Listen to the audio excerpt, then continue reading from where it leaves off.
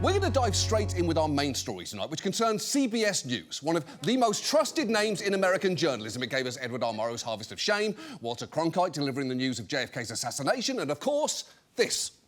In recent months, a kind of underground fashion has spread among marijuana smokers. It involves the fancy paper used to roll the joints, as they're sometimes called. Cigarette papers manufactured in this country, France, Mexico, and Spain now amount to big business, mainly because of the boom in grass, pot, tea, Mary Jane, reefers, giggle grass, or marijuana. Wow, someone really did their research into weed synonyms back then. I just wish he'd kept going. Giggle grass, bong weed, power flower, magic cabbage, Lucifer's lettuce, smoky dokey, whizzle bizzle, and of course, checking in at the Blitz Carlton.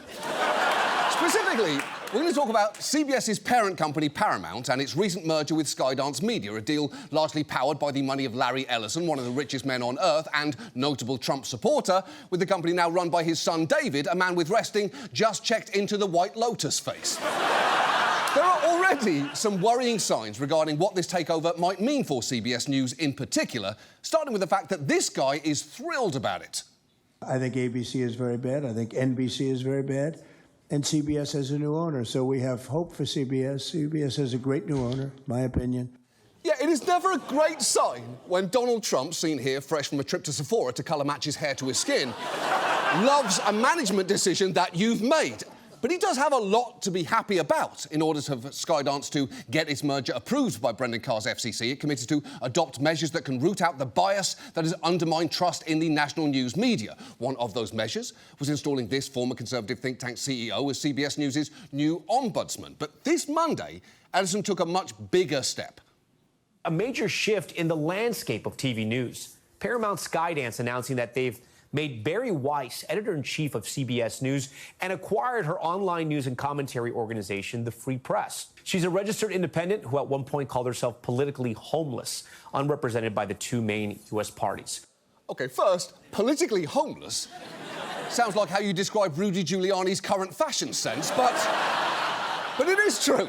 Paramount has bought the Free Press for $150 million, and Bari Weiss, its co-founder, will now be setting the editorial strategy, vision and focus for CBS Mornings, CBS Evening News, Face the Nation and even 60 Minutes. Also, instead of reporting to the president of CBS News, Weiss will apparently report directly to David Ellison. And look, if you are not familiar with Bari Weiss, you should know she's a proud contrarian who in public appearances will inevitably deliver some version of this pitch. I confound people because I'm Jewish. I've always thought I was liberal. I'm gay. I'm married to a woman. Like, that's my life. You would think that I'm liberal and I would just go along with the flow. It's like, I look like them, I think like them, I eat at the same restaurants, but I don't think all the same things. And I'm not scared to say when I disagree. And I think that's really pissed people off throughout my career. OK, first and least importantly, the reboot of Between Two Ferns looks terrible, but that is her basic self. She's a liberal who's brave enough to disagree with other liberals, and along the way she's accumulated admirers from Jeff Bezos to Meghan McCain and from Amy Coney Barrett to Joe Rogan. And if you're thinking, wow, that's not a very ideologically broad from and to, you're starting to catch on, because there are times where she's a little more explicit about what she believes, like when she gave a speech to the Conservative Federalist Society featuring this fun joke. I'm a gay woman who is moderately pro-choice. I know that there are some people in this room who don't believe that my marriage should have been legal. And that's okay, because we're all Americans who want lower taxes.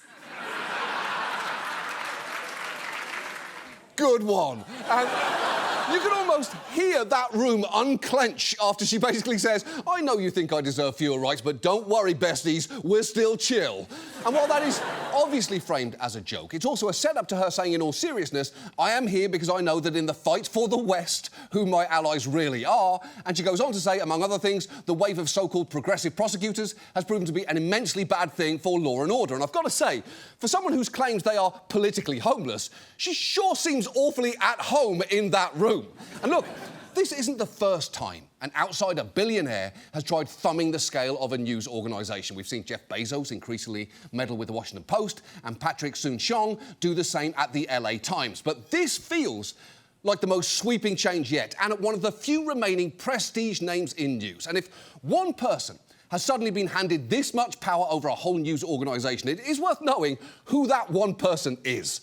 So tonight, let's take a look at Bari Weiss. And let's start with the fact that she's been given editorial control of a massive news organisation, even though she's never run a TV network, has no experience directing television coverage, and as one 60 Minutes producer pointed out, is not even a reporter. That is true. She didn't come up through the news side of a newspaper, but through the opinion pages, which are a very different thing. She really made a name for herself after she was hired by the op-ed page for the New York Times in 2017. And to hear her tell it, it was for a pretty simple reason.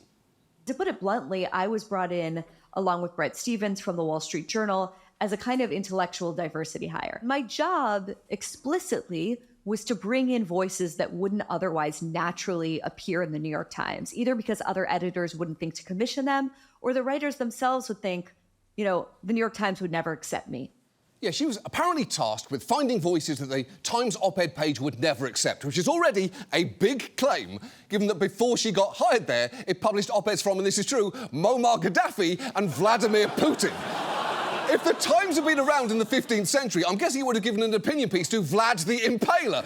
Drinking the blood of my enemies isn't disgusting, it's beautiful and courageous.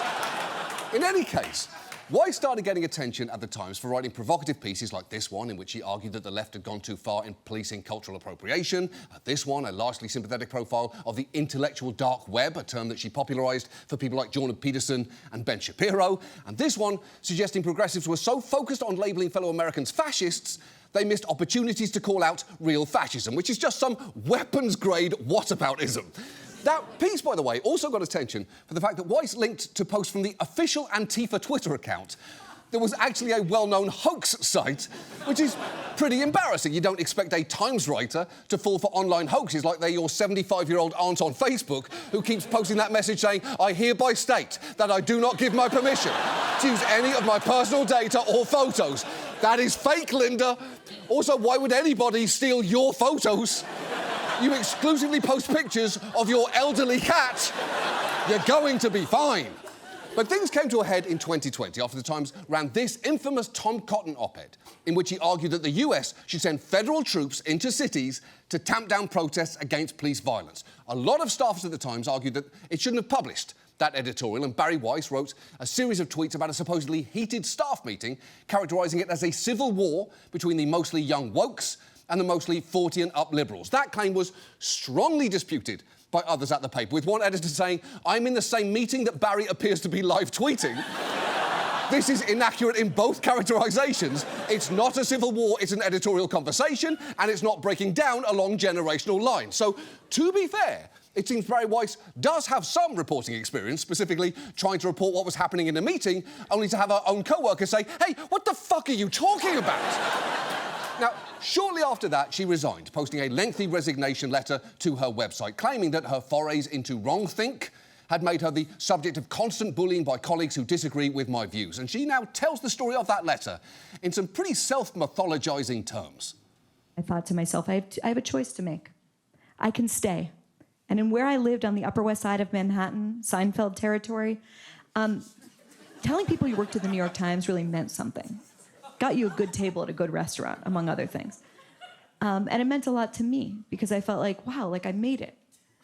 Or I could leave and I could give up the prestige, give up the platform, have no plan for what I'm doing next, but leave with my integrity. So I left with a resignation letter sort of heard around the world. It was my Jerry Maguire moment. Okay. Self-aggrandizing bullshit aside, let's not reduce the Upper West Side to just Seinfeld territory. It's the site of many other cultural touchdowns, like You've Got Mail, Will and Grace, and that time the night before the Macy's parade when Balloon Spider-Man made an absolute meal out of Uncle Sam's ass. My point is, the Upper West Side is more than just one thing. Anyway, she quickly launched her own publication, first as a Substack called Common Sense, and later as a full-blown media company, The Free Press. Its first motto was honest news for sane people, which feels scientifically engineered to trigger an eye roll. Here she is, not long after starting it, making her pitch. I want to create the media company where people can go for the best podcasts, the best reporting, the best analysis, basically combining the blue chip high quality of the old media landscape with the punk energy of the new political realignment. OK, first, it is pretty hard to claim you've got punk energy when you essentially spout conservative talking points while dressed like the front desk manager at a Courtyard Marriott. I, for one, do not trust the punk bona fides of anyone wearing an Ann Taylor collarless silk blouse. But it turns out, like most punk rock things, the Free Press was quickly bankrolled by a string of reactionary billionaires like venture capitalist Mark Andreessen and David Sachs. And in the 5 years since, it's grown to roughly 1.5 million readers, although only around 1 in 10 actually pay to subscribe, meaning it generates subscription revenues of about $15 million a year, which isn't nothing, but I would argue, also not quite enough to justify someone spending $150 million to acquire it, as that is a revenues to valuation ratio that would make Mr. Wonderful start vomiting blood. Anyway, Weiss has since stocked the Free Press with staffers who, in some cases, are quick to brag that, like her, they are proud refugees from the mainstream media. Hey, I'm Lucy. I'm the social media editor here at the Free Press, and today I'm going to ask my coworkers the moment they realized they were free pressers. Olivia, when did you realize that you were a free presser? When I was reporting for on President Trump and they inserted the word racist into the headline. OK, so just to be clear, she was apparently reporting for NPR, even though that bleep makes it seem like she used to write for an outlet called the Fuckhole Times or something. and the word racist was atop a story of hers about public response to Trump saying these 4 members of Congress, all American citizens, 3 of whom were born in the US, should go back to the countries they came from. And I guess if you're not ready to call that racist, the Free Press might be the place for you. One of Bari Weiss's go-to lines is that she's only interested in the truth. In announcing her decision to go to CBS this week, she said, America cannot thrive without common facts, common truths, and a common reality, which sounds great. But watch her articulate the Free Press's approach to arriving at the truth and see if you can spot a small problem with it. The identity of our brand is truth-seeking, and our premise is you cannot get to truth in an echo chamber. The only way that you get to truth is by sitting next to some... This is what makes it so different from any newsroom I've ever worked in. Right. Sitting next to someone who disagrees with you, who you still respect, admire them, and collaborate with them. Yeah. I mean, maybe that is how you do it as an opinion writer, but that is not how you get to truth as a reporter, is it? You do that by leaving the newsroom and reporting. That's like saying the only way to hold Henry Kissinger's skull in your hand is by sitting next to someone who disagrees with you. No, that's not it. You do that by leaving your desk, breaking into Dick Cheney's house, going into his master bathroom and taking it out of its jar. And I'll be honest, there's not a ton of hard journalism on the Free Press sites. There's really not much of anything there. There's usually just a handful of new posts a day, which can even include weird shit like editorial cartoons from David Mamet, the playwright. And if you're thinking, I didn't realise David Mamet could draw, fun fact, he can't. But don't worry, because that hasn't stopped him from producing cartoons like this one that says, what's the best way to deal with detractors? With the answer being a manual for tractors. Or this one supposedly about environmentalism that just says shoving eggs up the tushies of chickens. Or this one of an autobiography by Kermit the Frog with a blurb that says ribbiting, which I'm worried might be too funny. There are also a ton of first-person clickbait essays with titles like I Can Explain Why the Nazi Salute is Back, I criticised BLM, then I was fired, I took religion out of Christmas, I regret it, I want people to have more kids, does that make me far right, I was called an inbred swine at Princeton last night, I'm 17 and I'm immunised from woke politics, my family was hunted by Nazis but I was fired for defending Hitler, my husband wants to be cremated, I'd ignore his dying wish, and I used to hate Trump, now I'm a MAGA lefty. At this point, it feels like we're just 2 weeks away from them posting an article titled I dressed my dead wife up as Hitler for her funeral and now her woke family is mad at me. And look, if you go to the homepage of the Free Press, it might not immediately read as a particularly conservative outlet, but once you start reading its articles, the pronounced theme that starts to emerge is the left has gone too far. Basically, whatever issue you feel like that is true for, Israel, campus politics, DEI or police reform, you'll find articles there to reinforce that opinion. And look, I'm not saying the left never goes too far or that it's immune from criticism at all. But it can sometimes feel like the Free Press's conclusions can get out ahead of its evidence, which brings us to the fact that some of its pieces can be pretty poorly fact-checked and in ways that feel important. And let's look at 3 key examples. First, take one of its biggest splashes. This article, I thought I was saving trans kids, now I'm blowing the whistle. It's an account by Jamie Reed, who'd worked as a caseworker at the Washington University Transgender Center. Her piece claimed that the clinic was harming patients by, among other things, routinely approving adolescents for medical transitions without proper mental health assessments, calling its work morally and medically appalling. Now, that story, understandably, got a ton of attention, including from public officials, which prompted Weiss to go on Megyn Kelly's podcast to take something of a victory lap. The day after the piece published, I've never seen such a sort of rapid reaction to a piece of journalism. Missouri's Attorney General announced an investigation into the gender clinic. The reason that this story was especially important and gratifying for us to have substantiated was because it's exactly the kind of story that we exist to pursue. It's exactly the kind of morally naughty story in which journalists avoid pursuing it because they know they will be punished or smeared for doing so. That is why the free press exists. Wow, that is an exceptional amount of self-congratulation, and the bar was already set at the Jerry Maguire moment heard around the world. But she is right. The state AG apparently found that article, to borrow a term, riveting, because they soon announced an investigation into the centre, and it ultimately stopped treating minors, with Reed's claims even being used to help justify a statewide ban on gender-affirming care for them. So it did have real impact, which is what makes it so awkward that when Washington University conducted its own investigation, they found that allegations of substandard care causing adverse outcomes for patients at the centre were unsubstantiated. And when other outlets reported the story out again and again, their findings did not match what the Free Press published. For instance, the St. Louis Post-Dispatch found dozens of former patients and parents at the clinic who told them their experiences sharply contradicted the examples supplied by Reed. NBC spent 2 months reaching out to nearly 40 people associated with the centre and got the same result, with patients and parents saying the care they received was thorough and slow. And the Missouri Independent found parents who told them any treatments their kids received were only undertaken after long consultations with doctors and mental health professionals, and often patients were told they needed to wait 4 years. In fact, at worst, follow-up reporting showed that as more patients sought care, the clinic became overwhelmed as its employees grappled with how best to help patients. And to be fair, the Times did find some former patients who had complaints, including one who'd since detransitioned and felt there'd been a major lack of care and consideration from the centre. But even that article, which Weiss claimed vindicated their story, said it's clear the clinic benefited many adolescents, with patients and parents saying their experiences were overwhelmingly positive. And the thing is, some of Reed's marquee examples just don't hold up on further inspection. For instance, she cited the harrowing story of a patient she claimed suffered liver toxicity from medication she was prescribed at the centre, and whose mother was so distraught, she sent a message saying they were lucky her family was not the type to sue. That sounds pretty striking.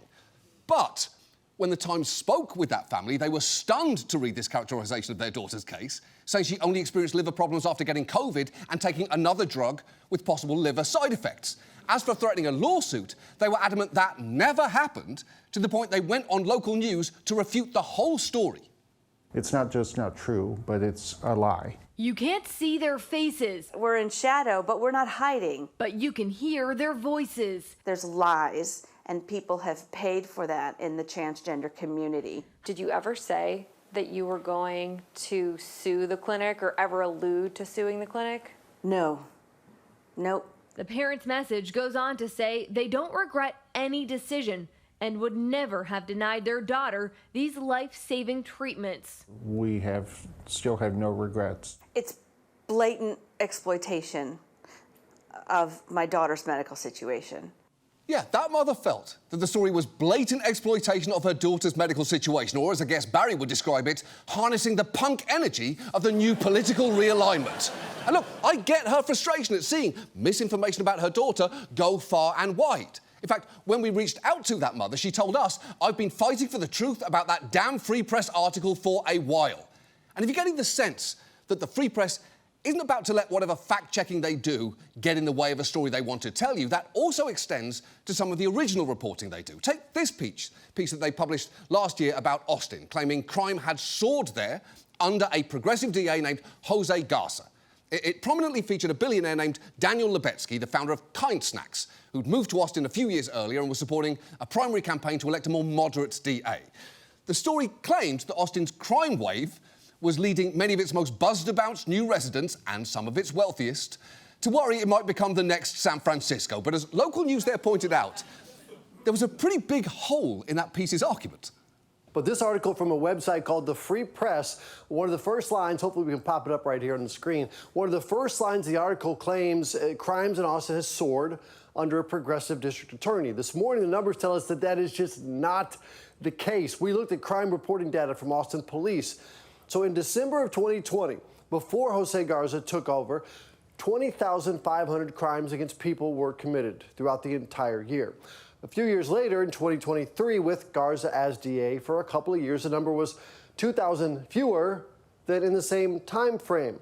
Yeah, it's true, and it is kind of striking that even local news was like, girl, calm down. Because the only thing they usually love more than overhyping crime is maybe dogs running 5Ks. This just in, woof, woof, pant, pant, good boy goes fast. And finally, there's this piece the Free Press recently posted about media coverage of young people starving in Gaza.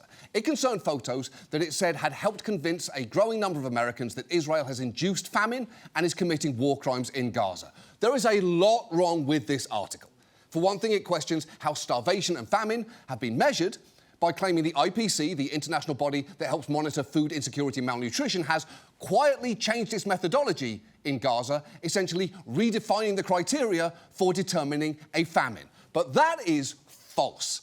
Very basically, the IPC has multiple metrics for measuring malnutrition in children. One involves measuring height and weight, another involves arm circumference. Now, because arm circumference only requires a tape measure, it's far easier to obtain, especially in a place like a war zone. So in Gaza, that is what they started using because of, you know, all of this shit happening.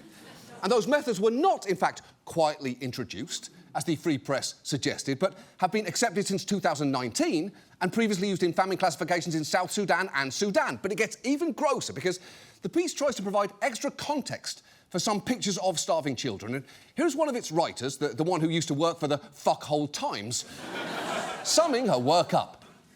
So you've probably seen these photos of skeletal kids in Gaza on front pages, all over social media, even in a UNICEF ad. They've become the symbols of famine. But we decided to look into these photos and the stories behind them. And what we found is that in case after case, these kids were sick, but not just with malnutrition. In every instance, they were suffering with other conditions or illnesses like cystic fibrosis, cerebral palsy, and even traumatic head injuries.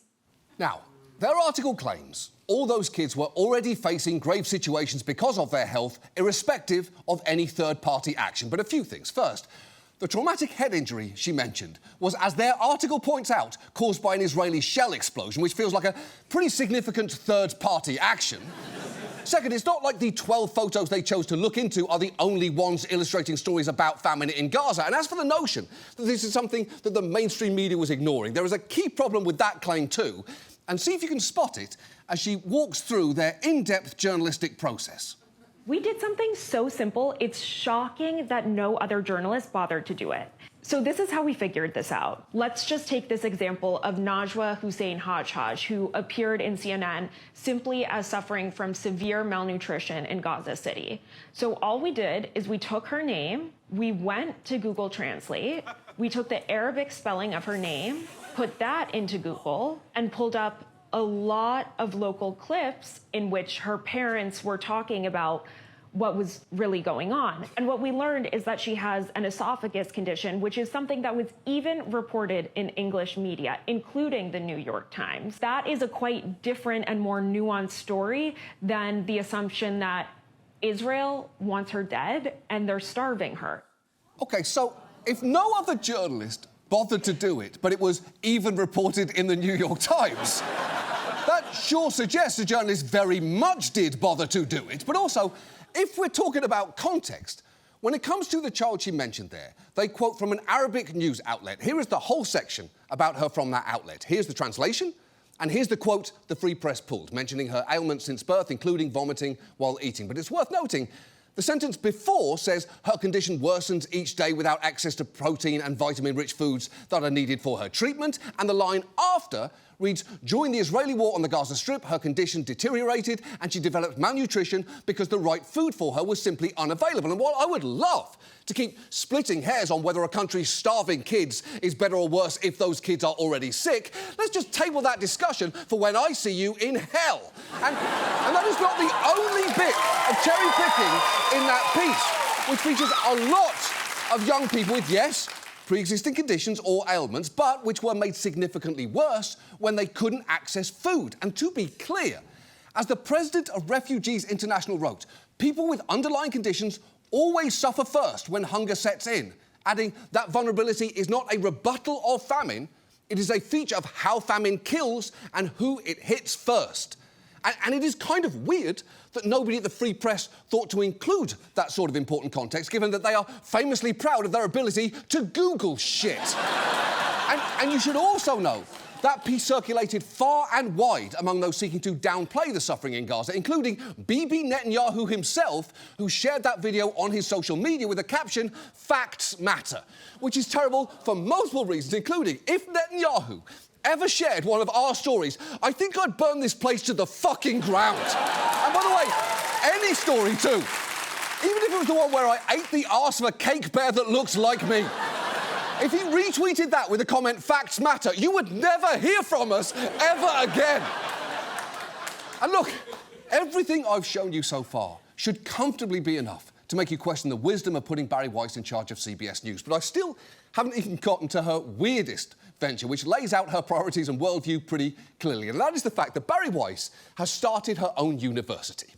Specifically, she's co-founded the University of Austin in Texas, and it is exactly what you'd expect. Here is one of the school's promo videos.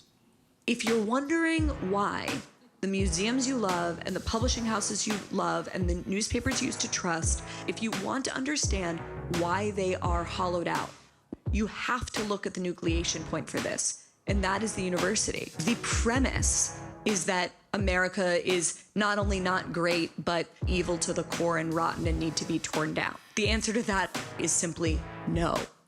OK, there are so many things wrong with that, from the firm no to a bullshit straw man argument to the claim we all have publishing houses we love that have been hollowed out, to the pretentiousness of the phrase nucleation point, which sounds more like the title of a straight-to-streaming action flop starring Steven Seagal. Now, UATX is currently unaccredited, and while Weiss proudly posted this image of students on the school's first day, I should note that while that building does look impressive, that is because it's the Texas state capitol. The actual school is housed on a couple of floors of a former department store in downtown Austin, which is pretty unusual. You don't generally expect a college to suddenly pop up in an abandoned store like it's a spirit fucking Halloween. But while the school may not have a traditional campus, it does have a white marble bust of Bari Weiss prominently displayed in one of its common areas. It was apparently donated by Joe Lonsdale, the billionaire co-founder of the defence contractor Palantir. He's one of several billionaire donors to the school, along with Daniel Lubetsky, you know, the nut bar billionaire from that Austin crime wave story, and Harlan Crow, famously Clarence Thomas's benefactor. So the school's already got a lot of red flags on it, even before you get to what's being taught in there. Its Substack, because of course it has one, brags that it's a place where students quote Joseph Conrad and Joe Rogan in the same breath. And one of its big selling points is that its students adhere to what's called the Chatham House Rule, which essentially requires all classroom conversations be conducted off the record. And I'll let one of the school's professors explain. If someone says something unacceptable to people or shocking or problematic, you can't run out and say, Bobby said something racist, or Susie actually is a Zionist. You cannot do this. And what that means is that students don't have to conform. They can actually say what they think. Oh, that's good. Well, in the spirit of saying what we think, I'll go first. Your vibe is all the way off. You look like Guillermo del Toro if he only directed episodes of Yellowstone. And you enunciate like you're the third Crane brother that Frasier and Niles never talk about. And you can't tell anyone I said that. Chatham House Rule.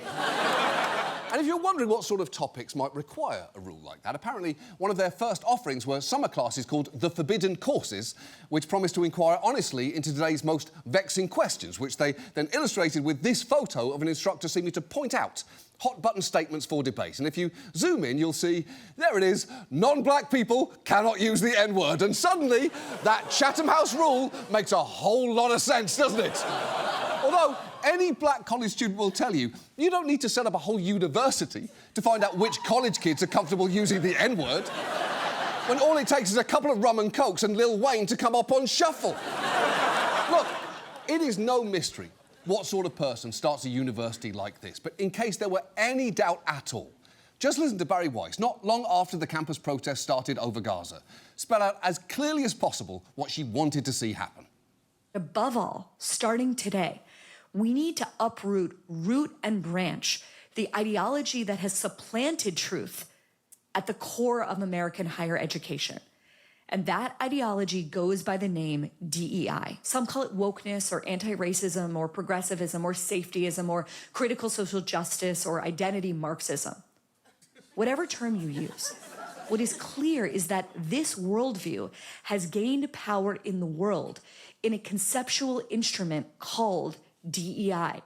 Yeah, and that itself is a whole worldview right there. You know this DEI thing that we've been trying where we acknowledge not everyone's been getting equal access to opportunity? Let's just roll back the clock on that, shall we? Also, let's be anti-racist and not think too much about what that might make us. DEI is actually one of her favourite targets. She's also said it's undermining America, is about arrogating power, and that it demonises hard work, merit, family, and the dignity of the individual. And look, it is not new or indeed interesting that a commentator would say that. There are plenty of them out there, and there'll always be an audience for those who want to make that case. And the truth is, we wouldn't even have done this story were it not for the fact that Bari Weiss has just been named Editor-in-Chief of CBS News. And that feels different, because there are many opinion-heavy outlets out there, from left to right and with low to high editorial standards. This show is, among other things, an opinion outlet. And while our staff works incredibly hard to research stories before we write something and vigorously check our facts afterwards, we're also not the news. And I wouldn't want anyone who led a pure opinion outlet, not even one that I happen to agree with, to suddenly be running CBS News. But it is especially alarming to have someone doing it who has spent years putting out work that, in my opinion, is at best irresponsible and at worst deeply misleading. And look, it is not just about Bari Weiss being at CBS. It's about the fact that CBS is now under the control of someone who thinks that she and her editorial sensibility make her a good fit for the job, and who, incidentally, is reportedly preparing a bid for Warner Brothers Discovery, home of CNN and, HBO, which isn't ideal, although, I've got to say, if what he likes about Bari is that she forces him to have hard conversations that get a bit uncomfortable, maybe he'll like this.